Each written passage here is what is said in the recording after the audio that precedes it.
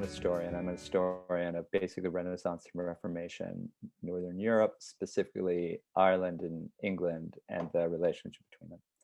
And part of what makes, part of what really interests me is that there are two vernaculars for the archive, right? There are English language sources and there are Irish, Gaelic sources. And I'll refer to them as Irish because there's also Scots Gaelic. So just, to distinguish the two, Irish or Scots. And very, very, very few people read the Irish sources, Irish language sources. And it's problematic because there are, they're not nearly the number of materials that you have for English, but there are quite a few in different forms, different genres, and people don't read them. And there's a debate that's been going for a long time, which is whether or not you really should know how to read Irish language stuff if you're an historian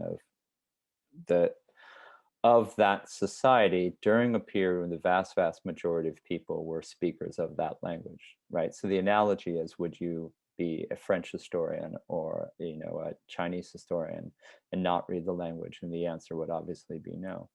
So I'm sympathetic to one side of that argument, which is, of course, you should know it, right? It's your job. But I'm also, as an American, I'm sympathetic to the other one, to the other side, which is to say, well, most of the materials are in English. And so, we can basically tell the tale, most of the tales through that. And while I think that's kind of intellectually dishonest, I think it's structurally sound, which is to say, where are you going to learn how to do it? If you work in Old Irish, 8th, 9th century stuff, right? Their grammars, dictionaries, guides, how to read it. Modern Irish is a spoken language. You can do a lingo, you can go over there, you can do whatever you want. But the period from 1200 to 1650 or so, for which there's this great range of poetry, religious work, historical work, all kinds of stuff. There's no dictionary, no grammar, no guide. So that's the background. So I was the associate director of the Humanities Institute for quite a while. And under the Sherry Harris, who was the director for a while, and it was amazing. And we had a little bit of extra money at the end of the year, or toward the end of the year. And she said, I need to give this away. I want to give this away. And but I don't want to just give it away. Like, I'll let people make their case for it. And I think maybe to draw some boundaries around this, I think I'm going to give that money away as a seed grant program for people interested in digital humanities projects. And I rolled my eyes, and we had a great relationship. And she's like, "What's that for, smartass?" Like, what do you mean? She's like, you're rolling your eyes. I'm like, most digital humanities stuff is just, it's just useless. She's like, what do you mean it's useless? I'm like, it's just a data dump. It's just like, here's some stuff and now it's online and you'll never see it, but I'm going to take credit for having done it. And, it's like, it's like dark matter in the universe. Like, it's out there, but you have no idea what it is. Does it have any effect on anything? How would you ever find or identify it? And she was like, all right, tough guy. When she was just kind of looking at me quizzically, and I was like, I'm sure there's some great things to do with digital humanities, right? She said, well, what do you think would be a great idea then, tough guy? I was like, I'm like, oh, here's an idea. And I told her what I just told you. And I said, so I could easily imagine a digital project, instead of waiting for the whole publication process, to use a digital to create those 3 resources, right? And because there are lots of editions of things like this. This is the Parliament of Women, Parliament Naman. It is untranslated, right? But it has a great glossary in the back. So you just take all the glossaries of editions like that are published, put them together, voila, you have a dedicated early modern dictionary. Then you could, and in the front of editions like this, there are kind of like grammar paradigms and stuff, same thing. Run them together, collate them, bam, you have a practical grammar. And then take some excerpts from different genres, break them down word by word. Eventually, like we decided, actually, this is Tom's idea, do it by semantic unit, explain them to people, and you have your guide. bam, bam, bam. So we started putting it together. And like I said, Tom was the first person in. I mean, I'll stop there in case you have any questions. Otherwise, I'll keep rolling. Keep going. Okay. So, we started constructing it, and, I had to get buy-in from, from publishing partners, right? So the people who publish these books are the really two main publishers. I had to get scholars on board to help do the breakdowns, right? Because like I'm good at it, and I have to say I'm a lot better at it now. Like I was decent at it now, but I wasn't trained, as a philologist or a linguist, and so I didn't feel comfortable doing the breakdowns. So I was going already. I went to Ireland, and I literally I went. I just set up appointments with people, and I went to the office and I made the pitch. And part of what made that possible was that I had already gotten a couple people on board. So like friends, colleagues. So like a really wonderful kind of towering scholar, really of old Irish at Harvard, came on board. A colleague and friend at the University College Dublin, a guy named Mark Cable, he came on board, and I asked him, "Can I use your name?" And they were like, "Yeah, of course." So so I just like went around, and and then a friend of mine, Peter McQuillan from Notre Dame, came on board. So got promise from people to take part. Then I needed to figure out, well, how am I gonna do this and code this and stuff? And I had gotten this little seed grant money from the Humanities Institute. And so Tom and I sat down and we hired an MFA graduate named Andrew Bacon, who was amazing. And he helped us with all the architecture, and he actually created the Léamh image, and he's the one behind the kind of IKEA graphic quality of the thing. Like it's pretty stripped down. And Wes Hamrick was a PhD, like recent PhD student from Notre Dame, and Notre Dame came on board generally as a supporter. And one of the ways they supported it was they supported Wes to work on the project. So Wes and I were the original content people, and we just kind of built.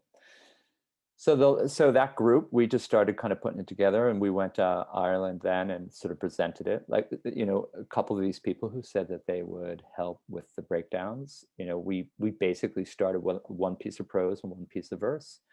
And we went to Ireland, and we presented it at a conference of Celticists, and people were into it. And, and again, like we got these like publishing partnerships. I mean, basically, like to my mind, it was an easy pitch, right? Which was, look, like it's very important on Léamh that we pay everybody, right?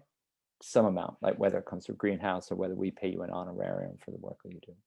And so I goes like, look, I'm going to pay you an honorarium. I'm going to, it's a small amount of work. I'm going to let you, it's going to be credited to you online, right? More people are going to learn about your work. And to the publishers, I'm like, look, and we're going to help increase the number of people who feel comfortable reading the material and engaging with the material that your organization publishes. And it's free. Like, we're just going to like show up and do work for you. And people are like, is there a catch? All right, we'll do it. So at this point, so we started doing, working through various pieces. And there was something of a pedagogical theory to it, which was if you just simply ask experts to do the breakdowns, that's going to be correct, but may not be as helpful as it might be, which is to say, if like, say you are an expert in this stuff and I ask you, could you just like break this down for me? I mean, if you agreed, you would just kind of do it and like off you go. And but I might still see that and have questions. So we decided that we would always have people at a kind of intermediate phase who could get through it, but were still learning or weren't specialists, because really the target audience for this was people in adjacent fields, whether they're in literature or political science or history or linguistics or whatever, who want to engage with the language but don't know how to do it. Like there aren't those materials. So we always have basically a little team of like expert on the one hand to make sure everything's correct, and somebody working their way through it as a kind of example of where people might mess up. Because when we see where people mess up, we're like, right, let's spend a little bit more time explaining that bit. And so when you go to the website, you have the breakdowns of words and semantic units, but then you have what we call the detailed guide. And that's just, like, okay, friends, here are the tricky bits. And we're going to take a little bit more time to explain them.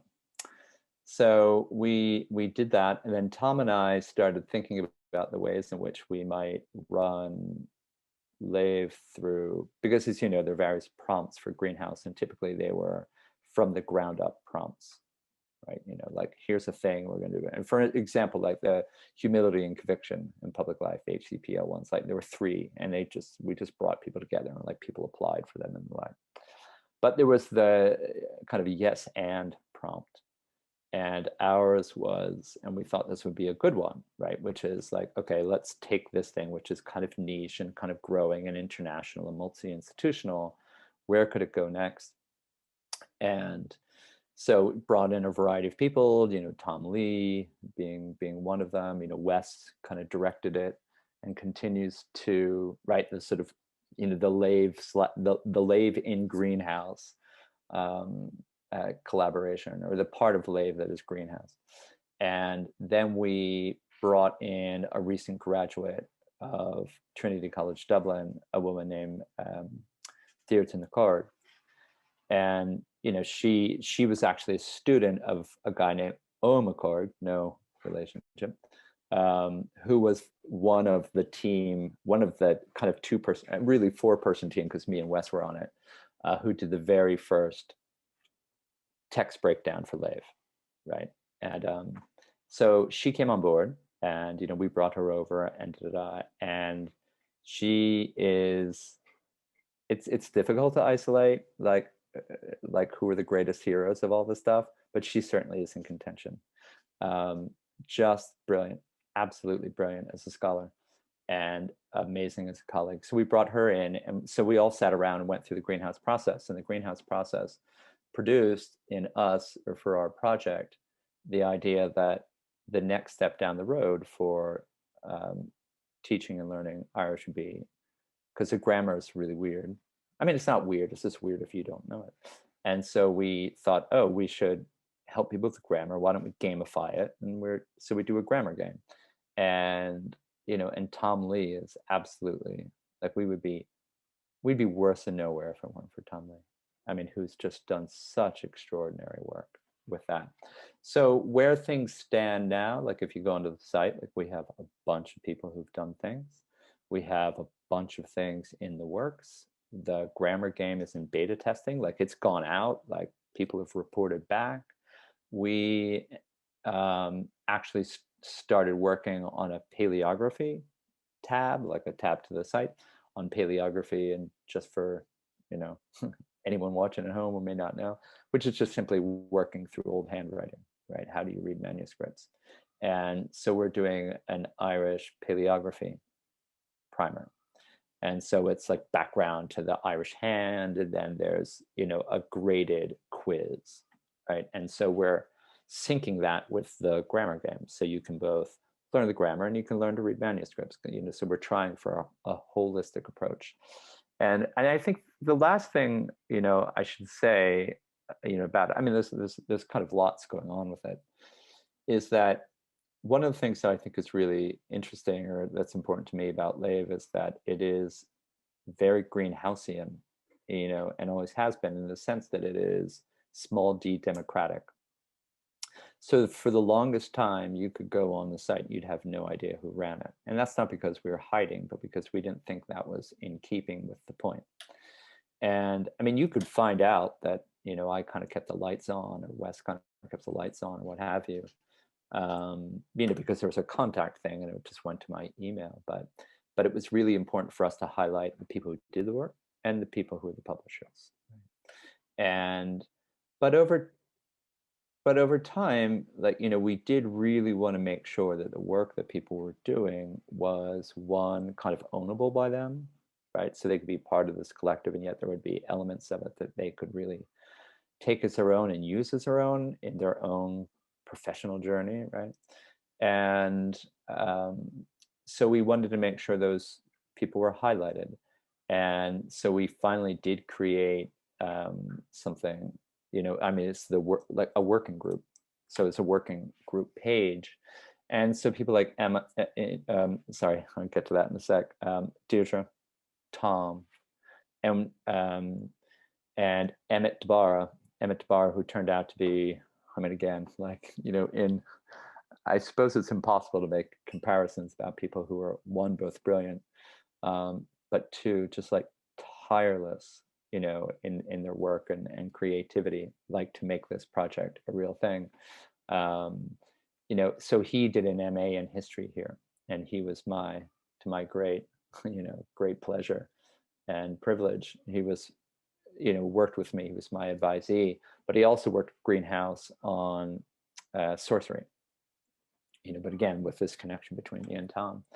And we wanted to make sure that the Deirdres of the world and the Emmets of the world, the Tom Lees of the world would be able to say, look, I'm a part of this international collaboration, and I've done this thing, and I have that on the CV. But within that, I also have very individual work that I have done. And our friend Christina Cleary, who's now new, she's behind the paleography, but Emmett and Deirdre are critical for that. And so like they can take that, and that becomes part of their CV, and they can, it's not like I do it, so anyway, that's where we're at. My favorite part of it is, I mean, there's a specific and there's a general bit. And the specific bit is, of the various parts of the site, for me, like the real sort of gold is the text breakdowns. So when we go live with a new text breakdown, like for me, that is a day of pure beauty, right? Because you can go and, and there's so much work behind it. And we have a Twitter account that Wes set up, and but that I run, although he has access to it too, but he was just like, you're not good with this stuff. I just set it up. I figured you run with it. And, again, talk about heroes, Wes, truly one of the best people to work with. And I've been really, really fortunate and, privileged to work with him, which I think is a segue into the second thing, which is the way in which the project has been, I suppose, two things. Like one, like it's really a part of the intellectual landscape now. Like people cite it. People have been in contact with us about whether or not they can use the model or they can use the architecture. And, we're invited to lots of things. So the fact that it was like this little project, but now it's become sort of really critical for people's, people's use, people like use in the classroom, people are just kind of generally interested, but also for scholars, which is fantastic. But, the third bit is the way in which it's been incredibly useful for people in terms of their professional development. Wes had no connection to UConn. He had connection to Léamh. And then he had connection to, so like, I'd like to think that, and like that was the segue in, because he knew me and Tom, and we were just like, oh my God, can we get this guy here? Deirdre's got this amazing 4-year postdoc, and look, it's not like Léamh got her the job or I got her the job, but it's one of the things that's helpful, right? And she can point to stuff. And Emmett's going back to do a PhD at Trinity College Dublin, and like again, this is something he can take with him. And the way in which that it really is something that people can use in these individual ways, I think, is one, specifically great for them, but I think it's also really useful in this discourse about the difference between scientific models or modes of knowledge production and credit versus humanistic ones. And it's often seen that these are very different things or different approaches. But I think Léamh is one of those examples that demonstrates that that's actually not true, right? So the thing that's difficult is the human management, right? And a lot of that means, like, I joke, a lot of it is Brendan management, right? I have vastly too much stuff on my plate, way too much going on. And like a lot of this is like old school diplomacy. Like you have to go, like, how do I convince a publisher that they should release their materials for free to be digitized on this project by some dude in Connecticut, and staying, convincing people like to do the work, nudging them, but also apologizing to people when they've sent things to me and I'm a month late getting back to them because I've got too much work going somewhere else, or I'm like on vacation, or I'm just like losing my mind. And I think the most difficult thing is, like, this is one of the differences between traditional publication on the one hand, or I think a particular mode of digital humanities, which I think has limited use, which is that, like, the dead project, right? Or the finished, like, if I publish a book, and I've published books, I'm done.